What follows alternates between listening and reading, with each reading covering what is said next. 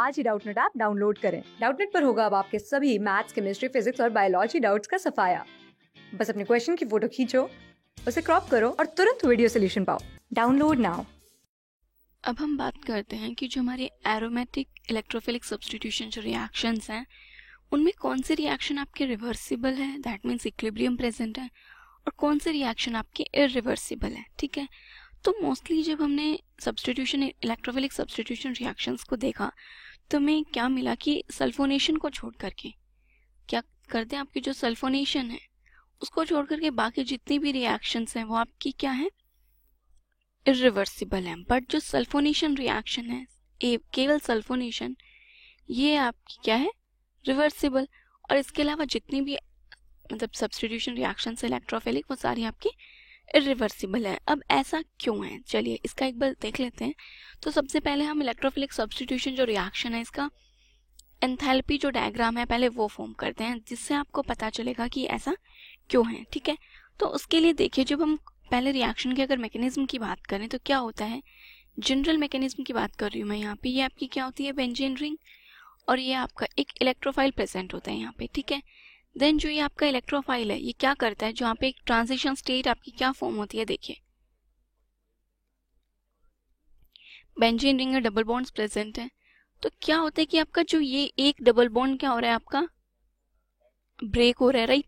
और उसकी जगह पे आपका जो इलेक्ट्रोफाइल है उसके साथ जो बॉन्ड है वो क्या हो रहा है, फॉर्मेशन हो रहा है। तो यहाँ पे डेल्टा पॉजिटिव और डेल्टा पॉजिटिव चार्ज, और यहाँ पे आपका हाइड्रोजन प्रेजेंट है। ठीक है, एक तो ये आपकी ट्रांजिशन स्टेट बनती है 1। देन इसके बाद फाइनल आपकी जो क्या फॉर्म हो जाता है, ट्रांजिशन स्टेट के बाद आपका एक सिग्मा कॉम्प्लेक्स फॉर्म होता है।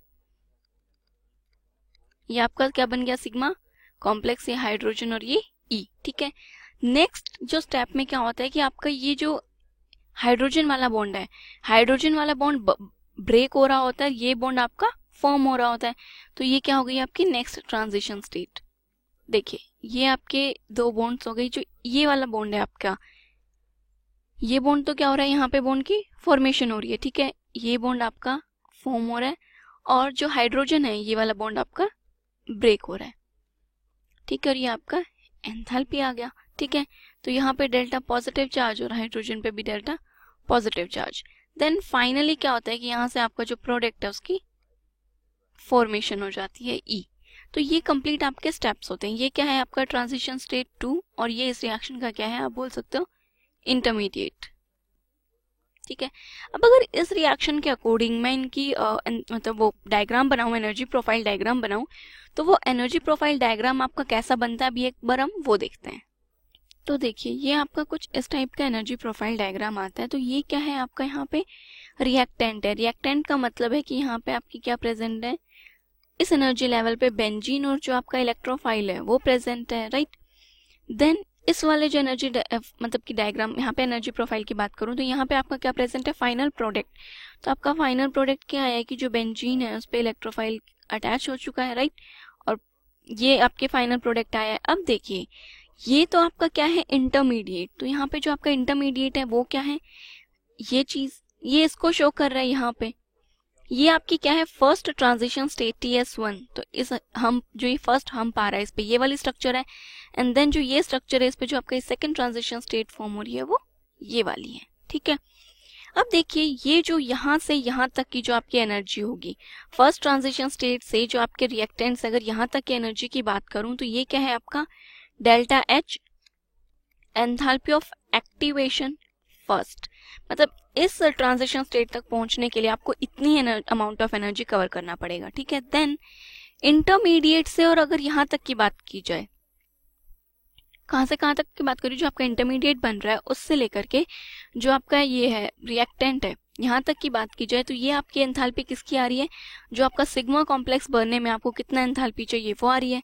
तो ये आपके डेल्टा H ऑफ एक्टिवेशन है, एक्टिवेशन है किसका, सिग्मा कॉम्प्लेक्स को लेकर के। ठीक है, देन नेक्स्ट आपका जो ये छुटको सा जो ये हम पा रहा है, ये हम किसका है, ये आपका ये एंथैल्पी ऑफ एक्टिवेशन हो जाएगी आपकी किसके लिए, देखिए जो आपका ये इंटरमीडिएट बन रहा है, सेकंड वाला सॉरी जो ट्रांजिशन स्टेट बन रही है 2, इसके लिए ये एनर्जी आ गई आपकी, ये आपकी क्या है, डेल्टा H एक्टिवेशन 2। ठीक है, अब नेक्स्ट देखते हैं कि जो है आपकी यहाँ से इस वाली एनर्जी से आपके जो प्रोडक्ट तक की एनर्जी जाएगी, ये आपकी कौन सी एक्टिवेशन एनर्जी है? तो ये है आपकी डेल्टा एंथैल्पी एक्टिवेशन रिवर्स का, मतलब कि वापस रिएक्शन जाने की एक्टिवेशन एनर्जी है ये आपकी, ठीक है। तो अब देखिए यहाँ पे हमें क्या करना है, आपका इंटरमीडिएट फॉर्म हो चुका है, इंटरमीडिएट फॉर्मेशन के बाद का हमें देखना है। तो देखिए इंटरमीडिएट आपका फॉर्म हो गया, इसके बाद क्या होगा कि जो आपकी एंथैल्पी ऑफ एक्टिवेशन 2 की जो एनर्जी है, मतलब कि इस इंटरमीडिएट से ट्रांजिशन स्टेट टू जो सेकंड ट्रांजिशन स्टेट है उसको क्रॉस करके प्रोडक्ट फॉर्मेशन की जो एनर्जी है वो बहुत ही कम है। डेल्टा एच एक्टिवेशन एनर्जी आपकी क्या है? डेल्टा एच एक्टिवेशन एनर्जी आपकी 2 जो है वो कम है, और डेल्टा एच रिवर्स देखिए, मतलब कि आपका प्रोडक्ट बन गया है, प्रोडक्ट से रिएक्शन कहाँ जाना चाह रही है? वापस जाना चाह रही है, इंटरमीडिएट बनाना चाह रही है, तो उसके लिए उसे बहुत ज्यादा एनर्जी की जरूरत पड़ेगी। अब ऑब्वियसली जहां पे आपको एनर्जी कम चाहिए वही रिएक्शन आपकी जल्दी प्रोसीड करेगी। दैट मीन्स बिकॉज आपका डेल्टा एक्टिवेशन एनर्जी कम है और आपका जो डेल्टा एच रिवर्स है वो क्या है? ज्यादा। तो जो आपकी रिएक्शन है वो रिवर्स डायरेक्शन में ना जाते हुए आपकी रिएक्शन किधर जाएगी? फॉरवर्ड डायरेक्शन में जाएगी। इसलिए आपकी जो नॉर्मली जो इलेक्ट्रोफिलिक सब्स्टिट्यूशन रिएक्शंस है ये आपकी क्या होती है? इरिवर्सिबल। क्या होती है ये? इरिवर्सिबल। बट हमने बोला कि जो आपकी सल्फोनेशन है वो कैसी है? रिवर्सिबल रिएक्शन है। तो उसका क्या रीजन है कि वो रिवर्सिबल रिएक्शन? अभी हम वो देख लेते हैं कि सल्फोनेशन में ऐसा डिफरेंट क्या हो रहा है। तो देखिए अगर मैं सल्फोनेशन रिएक्शन के मैकेनिज्म की बात करूं तो देखिए क्या होता है कि आपकी बेंजीन रिंग होती है, ठीक है। इस बेंजीन रिंग पे जो SO3 है ये ऐसा इलेक्ट्रोफाइल क्या कर रहा है? आपका अटैक करता है। तो यहाँ पे क्या बनेगा देखिएगा, ये आपका एक हाइड्रोजन ऑलरेडी प्रेजेंट है। देन जो SO3 है इसकी बॉन्ड क्या हो रही है? यहाँ पे फॉर्मेशन हो रही है SO3 नेगेटिव की, और ये जो डबल बॉन्ड है ये ब्रेक हो रहा है यहाँ पे, ठीक है। देन नेक्स्ट जो रिएक्शन है आपकी, ये आपका रेट K1 रिएक्शन का है, ये आपका रिवर्स जो रिएक्शन है उसका रेट है। देन यहाँ पे आपका क्या फॉर्म होता है? इसके बाद में आपका एक सिग्मा जो कॉम्प्लेक्स है उसकी फॉर्मेशन हो जाएगी, ये पॉजिटिव चार्ज, ये हाइड्रोजन और ये SO3 नेगेटिव। देन आपकी नेक्स्ट एक ट्रांजिशन स्टेट आती है, वो ट्रांजिशन स्टेट जो है आपके सिग्मा कॉम्प्लेक्स से वो क्या आएगी देखिए। नेक्स्ट ट्रांजिशन स्टेट आपकी आती है, ये आपकी हो जाती है रिंग, ये आपका डबल बॉन्ड। ये जो बॉन्ड है, अब ये बॉन्ड क्या कर रहा है? आपका यहाँ पे फॉर्म कर रहा है हाइड्रोजन के साथ बॉन्ड, क्या हो रहा है? आपका लीव ब्रेक हो रहा है, और ये आपका SO3 नेगेटिव है। देन इसके बाद जो फाइनल आपका स्टेप आता है वो क्या आता है? यहाँ पे K2, जिसमें कि जो आपका फाइनल प्रोडक्ट है वो क्या हो रहा है? फॉर्म हो रहा है। तो ये हो गया आपका SO3 नेगेटिव, ठीक है। तो इस टाइप से जो ये आपकी रिएक्शन है वो प्रोसीड करती है। अब देखिए एक बार इस मैकेनिज्म को ही हम ध्यान से देखते हैं। तो बट सल्फोनेशन में क्या होता है कि ये जो आपकी रिएक्शन है यहाँ पे देखिए आप SO3 भी लूज हो सकता था। ये आपका जो सिग्मा कॉम्प्लेक्स है, हम सिग्मा कॉम्प्लेक्स पे बात कर रहे हैं, ठीक है। अब सिग्मा कॉम्प्लेक्स से आपके पास 2 ऑप्शन है, या तो आप कार्बन हाइड्रोजन का बॉन्ड ब्रेक कर दें, ठीक है, हाइड्रोजन लीव कर दे, क्या कर दे? आपका H पॉजिटिव लीव हो जाए, या फिर जो कार्बन और सल्फर के बीच में जो ग्रुप है ये ग्रुप अगर लीव करेगा, ब्रेक होगा, तो यहाँ से SO3 ग्रुप लीव कर जाएगा, ठीक है। तो SO3 ग्रुप के लीव करने की जो आपकी एंथैल्पी है वो स्लाइटली ज्यादा है।